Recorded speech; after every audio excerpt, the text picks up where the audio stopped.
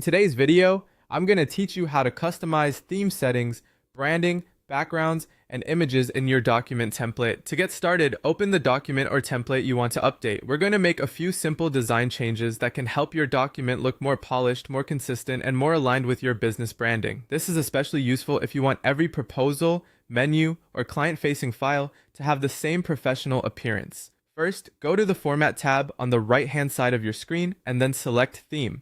This is where the main visual styling for your document lives. Inside the theme settings, you can edit important design elements that affect the overall look and feel of the document. From here, you can update your brand colors, including things like heading colors and hyperlink colors. Choosing consistent colors helps create a recognizable visual identity.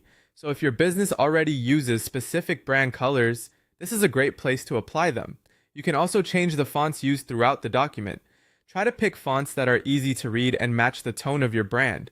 In the same area, you may also be able to adjust table styles, which is helpful if your document includes pricing, packages, or menu details and you want those sections to feel cohesive with the rest of the design. Next, if you want to customize the background of a page, click the three dots above the page and open Page Properties. In this section, you can either upload a background image or change the page color. This is a useful option if you want your document to reflect your branding more strongly. For example, a subtle brand color or a clean background image can make the page feel more intentional without distracting from the content. Just make sure the background still allows all text to remain clear and readable. Finally, to add images to your document, go to the Insert tab. This is where you can bring in visuals, such as your logo or photos you use regularly.